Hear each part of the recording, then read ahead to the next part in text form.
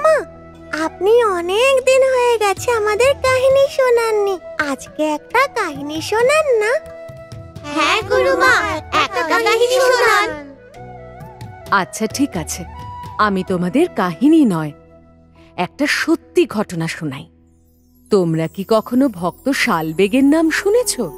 না গুরুমা। তাহলে ঠিক আছে, আজ আমি তোমাদেরকে ভক্ত শালবেগের মহাপ্রভু জগন্নাথের প্রতি ভক্তি ভাবনার কাহিনী শোনাচ্ছি। এক সময় ভক্ত শালবেগ বৃন্দাবনে সন্ন্যাসের জীবন যাপন অতিবাহিত করতেন। রাধে কৃষ্ণ, রাধে কৃষ্ণ, রাধে কৃষ্ণ, হরে হরে।